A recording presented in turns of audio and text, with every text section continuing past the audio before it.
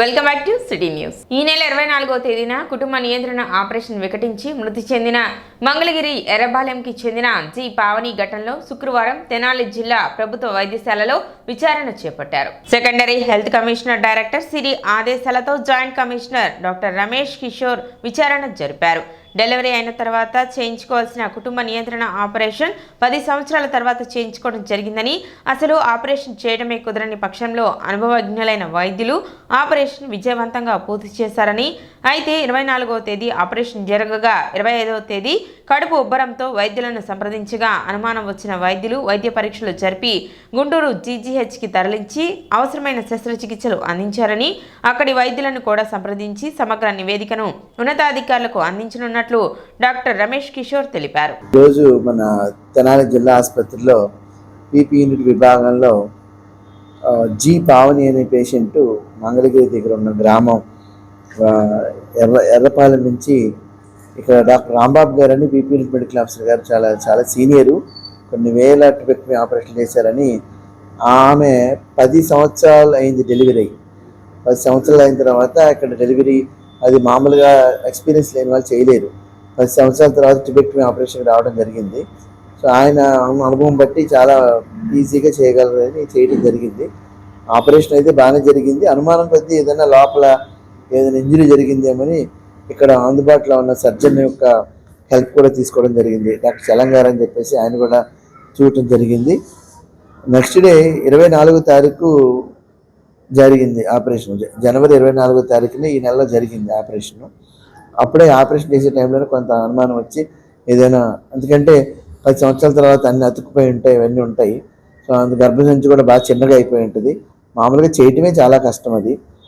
అది చేశారు. Surgeon help కూడా తీసుకున్నారు. పిల్లలు పట్టకుండా ఆపరేషన్ అయిపోయింది. కాంప్లికేషన్స్ అనేది ట్యూబెక్టమీ తర్వాత చాలా కామన్ అవుతుంటాయి. ఎందుకంటే అది డెలివరీ అయిన వెంటనే వారం 10 రోజుల్లోనూ చేయించుకుంటే, నెల రోజుల్లోపు చేయించుకుంటే గర్భసంచి బాగా వాపుగా ఉండటం వల్ల ట్యూబ్స్ కూడా అందడానికి వీలుగా ఉంటుంది.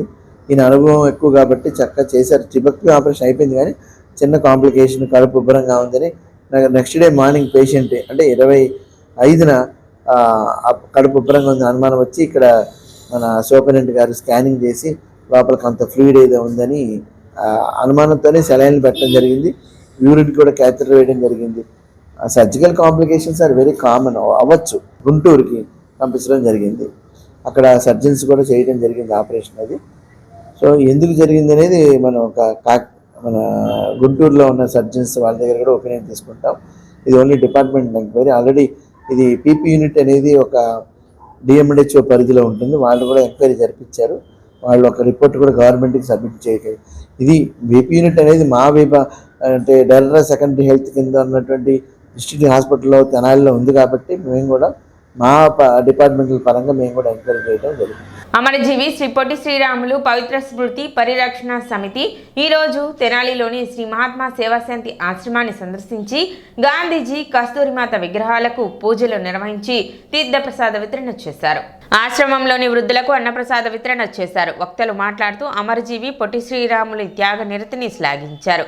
ఆశ్రమ నిర్వాహకుడు వజ్రాల రామలింగాచారి మాట్లాడుతూ మహాత్మా గాంధీజీ సిద్ధాంతాలు ఆచరణలో పెట్టి తమిళనాడు రాష్ట్రం నుండి తెలుగు భాష ప్రజలకు ఆత్మ గౌరవాన్ని పెంచే విధంగా ఆంధ్ర రాష్ట్ర అవతరణకు ఆమరణ నిరాహార దీక్ష చేసిన అమరజీవి అని కొనియాడారు. రావూరి సుజాత జ్ఞాపకార్థం ఆమె కుమారుడు దుర్గా ప్రసాద్ తదితర కుటుంబ సభ్యులు కూడా ఆశ్రమ వాసులకు భక్తి విశ్వాసాలతో భోజనాలను ఏర్పాటు చేశారు. ఈ కార్యక్రమంలో పొట్టి శంకరనారాయణ, జితేంద్ర, ఆలపాటి శివనరసింహారావు, రోహిత్ మణికంఠ, బాలగణేష్, రమేష్, నరసింహారావు, సీతమ్మ తదితరులు పాల్గొన్నారు. అమరజీవి పొట్టి శ్రీరాములు గారి త్యాగము దేశ చరిత్రలో చాలా గొప్ప విషయం. పోరాటాలు శాంతియుతంగా జరిపినటువంటి గాంధీ మార్గంలో మన రాష్ట్రానికి మరి పొట్టి శ్రీరాములు గారు తమిళనాడు నుంచి ఆంధ్ర, ప్రత్యేకంగా తెలుగు వాళ్ళకి ఒక స్థానం ఉండాలి, తమిళం వాళ్ళు ఎగతాళి చేస్తున్నారనే ఉద్దేశంతో ఆత్మాభిమానం తెలుగు ఉట్టిపడేలా మన తెలుగు రాష్ట్రానికి తీసుకొచ్చిన ఘనత పొట్టి శ్రీరాములు గారు. 52 రోజులు మరి నిరాహార దీక్ష చేసి తనువు చాలించిన మహనీయుడు. వారి పేరుతో మరి అమరజీవి శ్రీ పొట్టి శ్రీరాములు పవిత్ర స్మృతి పరిరక్షణ సమితి గుంటూరు జిల్లాలో అనేక సేవా కార్యక్రమాలు చేయడం చాలా సంతోషం. ఇది సమాజానికి స్ఫూర్తినిస్తుంది. కొండూరి పాండురంగారావు గారి జ్ఞాపకార్థం కేఎల్ నరసింహారావు గారు, కృష్ణారావు గారు, ఆలపాటి శివ నరసింహారావు గారు ఆశ్రమాసులకు భోజనాలు ఏర్పాటు చేశారు. మరి పాండురంగారావు ఆత్మ శాంతించాలని గాంధీ మహాత్ముని యొక్క ఆశీస్సులు అందజేస్తున్నాను. శ్రీ పొట్టి శ్రీరాములు పవిత్ర స్మృతి పరిరక్షణ సమితి తరపున ఈ గుంటూరు జిల్లాలో ఒక సేవా కార్యక్రమంలాగా ఈరోజు మన మహాత్మా గాంధీ వృద్ధాశ్రమం నందు ఒక పూట భోజనానికి ఏర్పాటు చేయడం జరిగిందండి.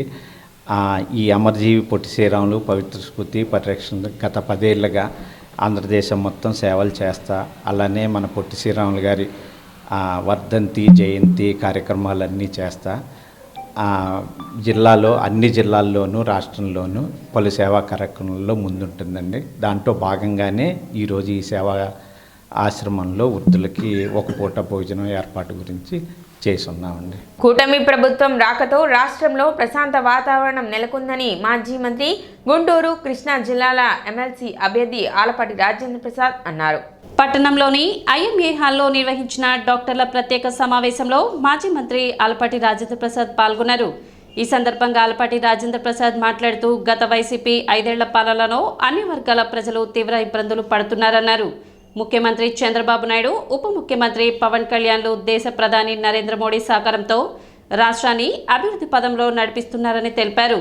రాజకీయాల్లో సుదీర్ఘ అనుభవం ఉన్న తనకు కూటమి ప్రభుత్వం ఎమ్మెల్సీ సీటును ఇచ్చిందన్నారు. తన గెలుపు మన ప్రాంతానికి గర్వకారణంగా నిలిచేలా ప్రతి ఒక్కరూ బాధ్యత తీసుకోవాలని కోరారు. ఎమ్మెల్సీగా గెలుపొంది పెద్దల సభలో మన ప్రాంత సమస్యలపై దృష్టి పెట్టి మంచి జరిగేలా చూస్తానన్నారు. వైద్యులకు గత ప్రభుత్వంలో ఎదురైన అనేక సమస్యలను పరిష్కరించేలా తన వంతు బాధ్యతగా ముందుకు వెళ్తానని చెప్పారు. రాబోయే ఎమ్మెల్సీ ఎన్నికలో సుదీర్ఘ రాజకీయ అనుభవం కలిగి సమాజంలో మంచి కోసం పాటుపడే ఆలపాటి రాజేంద్ర ప్రసాద్ను గెలిపించుకుందామని తెనాలి ఐఎంఏ శాఖ అధ్యక్షుడు కావూరు అనిల్ కుమార్ పిలుపునిచ్చారు. సీనియర్ వైద్యులు డాక్టర్ పాటిబండ్ల దక్షిణామూర్తి మాట్లాడుతూ రాజకీయ నాయకుడిగా నిగర్విగా ఆలపాటి రాజేంద్ర ప్రసాద్ ప్రజల మన్ననలు పొందారని తెలిపారు. అటువంటి వ్యక్తి గెలుపుకు కలిసికట్టుగా కృషి చేద్దామని ఆయన పిలుపునిచ్చారు. తొలుత ఆలపాటి రాజేంద్ర ప్రసాద్ కోవిడ్తో మృతి చెందిన వైద్యుల చిత్రపటాల వద్ద నివాళులు అర్పించారు. కార్యదర్శి మధు ప్రభాకర్, ఐఎంఎస్ శాఖ వైద్యులు తదితరులు పాల్గొన్నారు.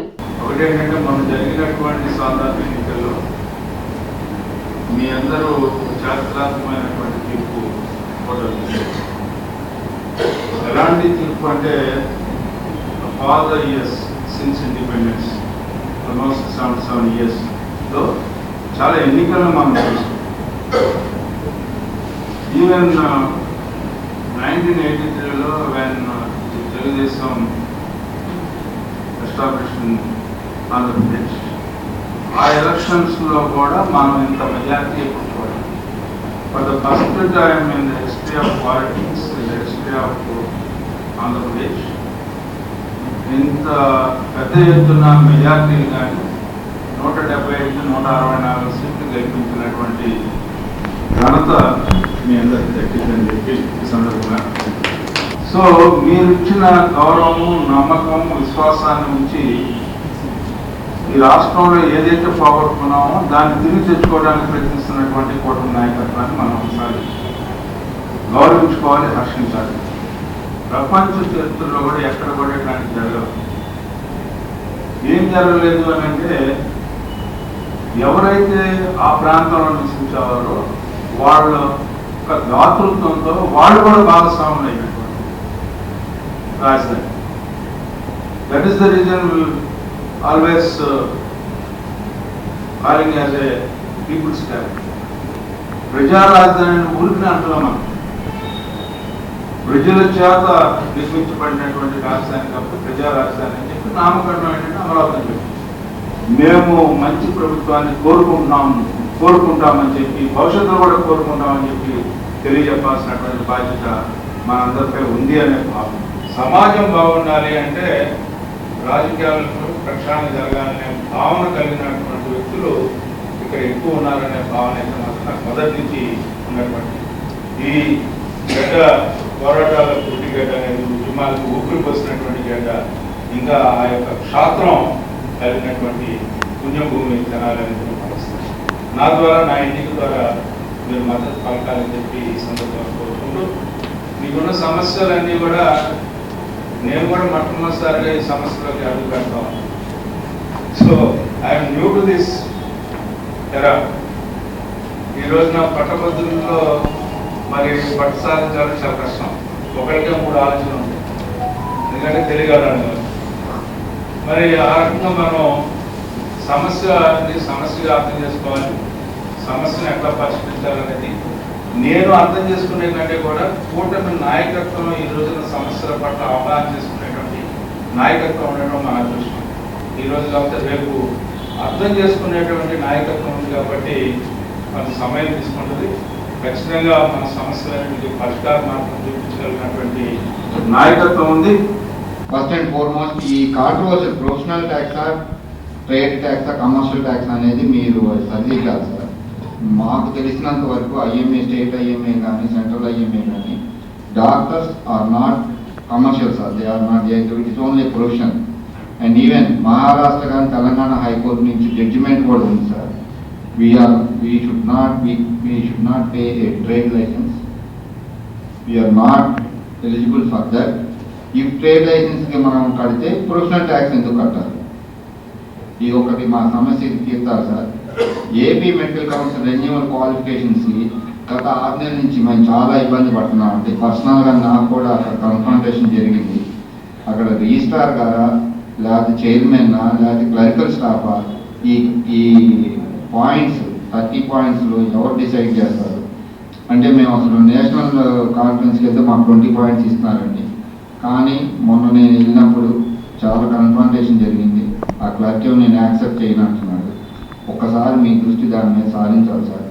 కోవిడ్ సమయంలో ప్రాణాలకు తెగించి వైద్య సేవలు అందిస్తూ మృతి చెందిన వైద్యులను స్మరిస్తూ తెనాలి ఐఎంఏ ఆధ్వర్యంలో క్యాండిల్స్ ర్యాలీ నిర్వహించారు. ఈ సందర్భంగా ఐఎంఏ అధ్యక్షుడు కావూరి అనిల్ మాట్లాడుతూ పట్టణానికి చెందిన డాక్టర్ లవకుశులు, డాక్టర్ రాంబాబు, డాక్టర్ ప్రేమ్చంద్లు కోవిడ్లో వైద్య సేవలు అందిస్తూ కోవిడ్తో మృతి చెందారని గుర్తు చేసుకున్నారు. వారి సేవలను స్మరించుకుని నివాళులు అర్పించారు. సెక్రటరీ మధు ప్రభాకర్, వైద్యులు Patibandla Dakshinamurthy, Chandu Sambasivudu, Jasti Subbarao, Vemuri Seshagirirao, doctor Umamaheswararao, doctor Shyamprasad, doctor Avula Chakravarthi, Uppala Pavani, Priyanka తదితరులు పాల్గొన్నారు.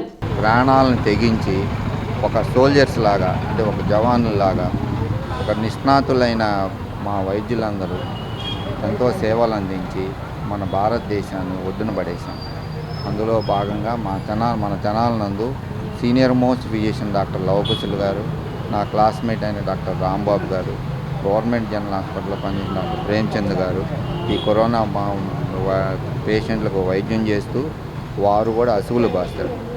మనం కేంద్ర ఐఎంఏ, సెంట్రల్ ఐఎంఏ వారి ఆధ్వర్యంలో మరొక్కసారి వాళ్ళని గుర్తు చేసుకుంటూ వాళ్ళ ఆత్మకు శాంతి కలిగించాలని, ఇటువంటివి మళ్ళా ఒకసారి రాకుండా మనం అందరం ఈ కరోనా బారిన పడకుండా చూసుకోవాలని కోరుతున్నాం. జాతీయ ఐఎంఏ, నేషనల్ ఐఎంఏ పిలుపు మేరకు కోవిడ్ మార్టిర్స్ డే, కోవిడ్లో చనిపోయినటువంటి అమరవీరులకు మా యొక్క సంతాపం తెలియజేస్తున్నాం. ముఖ్యంగా ఒక్కటి చెప్తున్నాను, అందరూ వెనకటి రోజుల్లో డాక్టర్ గారిని వైద్యో నారాయణో హరి అనేవాళ్ళు. తర్వాత తగ్గిపోతుంది. కానీ కోవిడ్ అంటే దగ్గరికి ఇంట్లో కూడా సొంత పిల్లలు, సొంత భార్య పిల్లలు కూడా దూరంగా ఉండే రోజుల్లో అందరినీ ఏమాత్రం విచక్షణ లేకుండా వైద్యం చేసి తద్వారా చాలామంది వైద్యులకు వచ్చింది. ఎక్కువ తీవ్రత వచ్చింది కూడా వైద్యులకి. తర్వాత అందులో కొంతమంది ప్రాణాలు అర్పించడం కూడా జరిగింది. వైద్య వృత్తిపరంగా ప్రాణాలు అర్పించేటువంటి సమయం ఇది. అలాంటి సమయాన్ని ప్రజలందరూ కూడా గుర్తించాలి. ఇక్కడ మన తెనాలిలో కూడా సీనియర్ డాక్టర్ గారు లవకుశులు గారు, అంటే ఈ ప్రాంతంలో తెలంగాణలో ఎవరు ఫిజిషియన్గా లవకుశులు గారు చనిపోయారు, ఎనస్థిస్ట్ చనిపోయారు, అలా గవర్నమెంట్ హాస్పిటల్ చనిపోయారు. వాళ్ళందరూ చాలామంది ఈ కోవిడ్ బారిన పడి చాలామంది హాస్పిటలైజ్ అయిపోయి బయటపడ్డాం. ఈరోజు కోవిడ్ మైటన్స్ డే అంటే ఇవాళ సెంట్రల్ ఐఎంఏ పిలుపు మేరకు మన తెనాలి ఐఎంఏ శాఖలో కోవిడ్లో మృతి చెందిన వైద్యుల్ని స్మరించుకుంటూ వారికి నివాళులు అర్పిస్తూ ఈరోజు ఈ ప్రోగ్రాం జరుపుకుంటున్నామండి. ఒక సైనికుడు ఆ యుద్ధానికి నువ్వు వెళ్తే చనిపోతావు అని తెలిసి యుద్ధానికి వెళ్ళటం వేరు, యుద్ధంలో చనిపోవటం వేరు. అలాగే ఇంతమంది వైద్యులు మన లవకుశ కానీ ప్రేమ్చంద్ గారు కానీ రాంబాబు గారు కానీ వీళ్ళంతా నువ్వు కోవిడ్లో ట్రీట్మెంట్ చేస్తే నువ్వు కోవిడ్ వస్తే చనిపోయే పరిస్థితులు అవి. నువ్వు వైద్యం చేయడానికి జనాల్లోకి వెళ్తే నీకు కనుక కోవిడ్ సోకితే చనిపోతావు అని తెలిసి వైద్యం చేసి అసలు వాసారండి. వాళ్ళు అమరవీరులుగా యోధులుగా మనందరం ఈరోజు గుర్తించుకొని స్మరించుకొని వాళ్ళకి నివాళులు అర్పించాల్సిన బాధ్యత మనందరి మీద ఉంది. సిటీ న్యూస్ ముంచే ముందు ముఖ్యాంశాలు మరోసారి.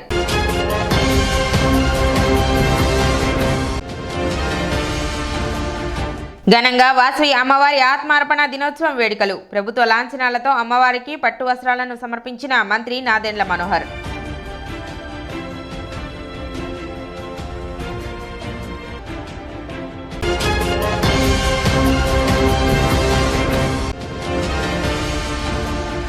ప్రశాంతంగా జరిగిన మున్సిపల్ కౌన్సిల్ అత్యవసర సమావేశం ఆలస్యంగా ప్రారంభం కావడంతో అసహనం వ్యక్తం చేసిన సభ్యులు.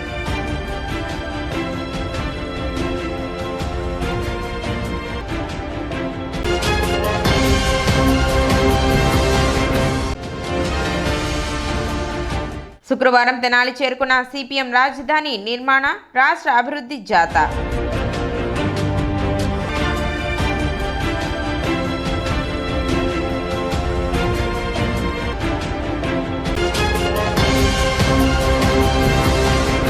సిటీ న్యూస్ ఇంతటితో సమాప్తం. నమస్కారం.